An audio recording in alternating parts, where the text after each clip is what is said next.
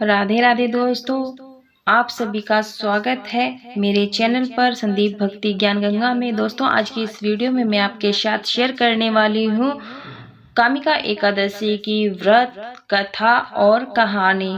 दोस्तों, सावन मास की जो कृष्ण पक्ष की एकादशी जिसे कामिका एकादशी कहा जाता है, उसके बारे में कथा कहानी सुनाएंगे। इसे पवित्रता एकादशी भी कहते हैं। दोस्तों, जो एकादशी होती है, इसका जो व्रत करने से हमें वाजपेयी यज्ञ का बहुत शुभ फल प्राप्त होता है। कामिका एकादशी का जो व्रत है, श्रावण मास के कृष्ण पक्ष की एकादशी तिथि को कामिका एकादशी व्रत रखा जाता है। इस व्रत को करने से व्यक्ति पाप मुक्त होकर मोक्ष प्राप्त करता है।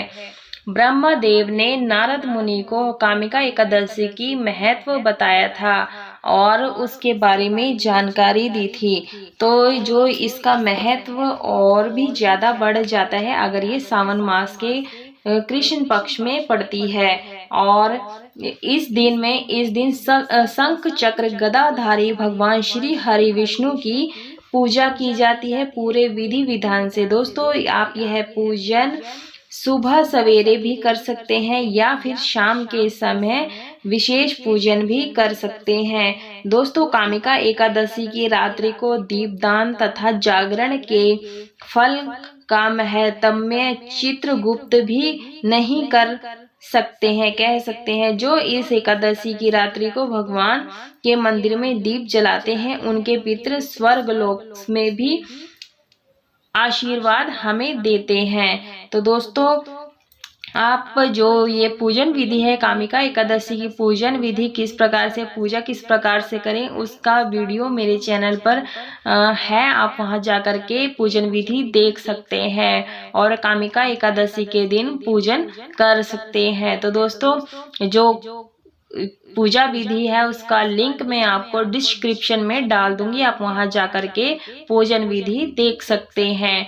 और दोस्तों, कामिका एकादशी की कथा जरूर से सुननी चाहिए जो लोग व्रत करते हैं, और जो व्रत नहीं करते उन्हें भी एकादशी की कथा जरूर से सुननी चाहिए।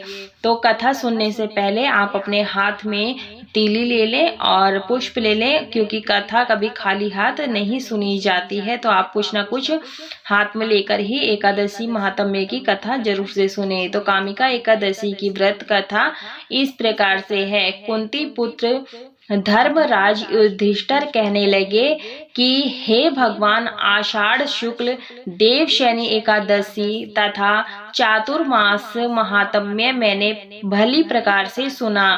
अब कृपा करके श्रावण कृष्ण एकादशी का नाम क्या है सो बताइए। श्री कृष्ण भगवान कहने लगे कि हे युधिष्ठिर, इस एकादशी की कथा एक समय स्वयं ब्रह्मा जी ने देवऋषि नारद जी से कही थी, वही मैं तुमसे कहता हूँ। नारद जी ने ब्रह्मा जी से पूछा था कि हे पितामह, श्रावण मास के कृष्ण पक्ष की एकादशी की कथा सुनने से मेरी इच्छा है।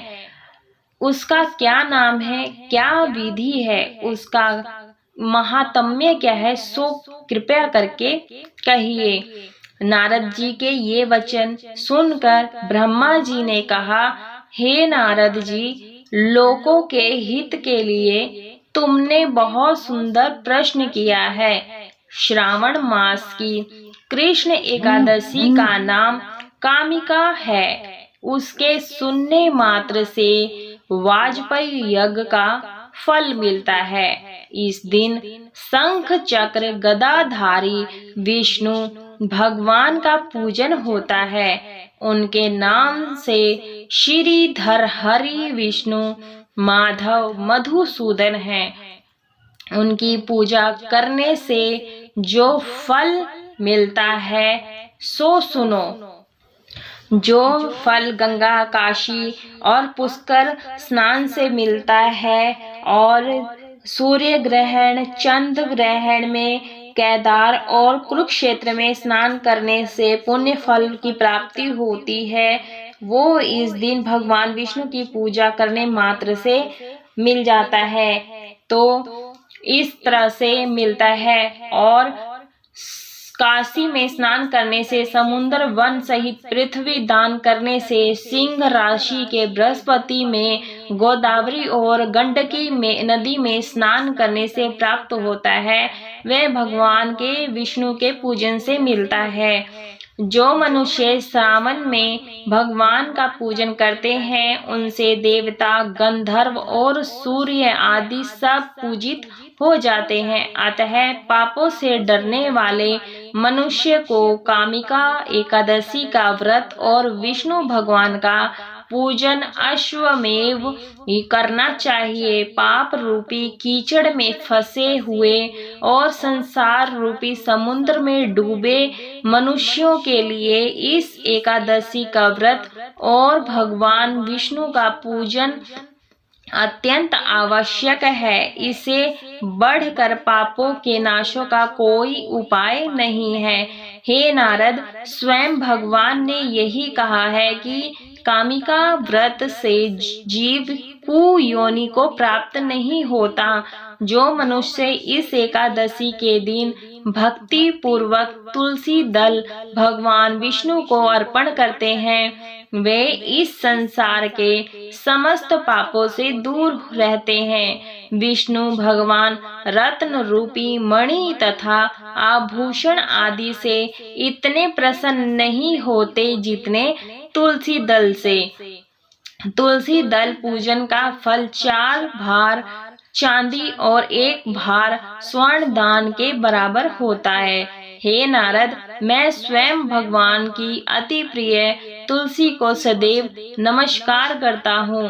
तुलसी के पौधे को सींचने से मनुष्य की सब यातनाएं नष्ट हो जाती हैं। दर्शन मात्र से सब पाप नष्ट हो जाते हैं और स्पर्श से मनुष्य पवित्र हो जाता है।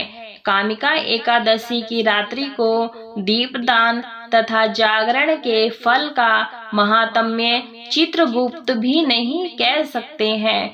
जो इस एकादशी की रात्रि को भगवान के मंदिर में दीप जलाते हैं उनके पितृ स्वर्ग लोक में अमृत पान करते हैं तथा जो घी या तेल का दीपक जलाते हैं वे 100 करोड़ दीपों से प्रकाशित होकर सूर्य लोक को जाते हैं। ब्रह्मा जी कहते हैं, हे नारद, ब्रह्म हत्या तथा भ्रूण हत्या आदि पापों को नष्ट करने वाली इस कामिका एकादशी का व्रत मनुष्य को यत्न के साथ करना चाहिए, यानी ब्रह्मचर्य का पालन करना चाहिए। कामिका एकादशी के व्रत का महात्म्य श्राद्ध से सुनने और श्रद्धा से सुनने और पढ़ने वाला मनुष्य सभी पापों से मुक्त होकर विष्णु लोक को प्राप्त हो जाता है। बोलो श्री हरि विष्णु भगवान की जय। दोस्तों, ये थी कामिका एकादशी की व्रत कथा और इसके बाद विनायक जी की यानी गणेश जी की कथा जरूर से सुननी चाहिए।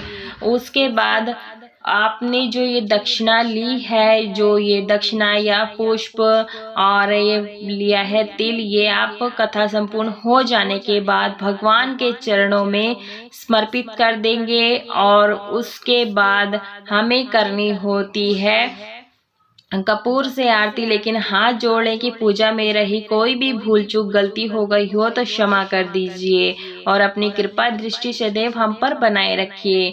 कपूर से आरती कर लेंगे प्रेम पूर्वक। दोस्तों, आप गणेश जी की सबसे पहले आरती करें और उसके बाद लक्ष्मी माता की।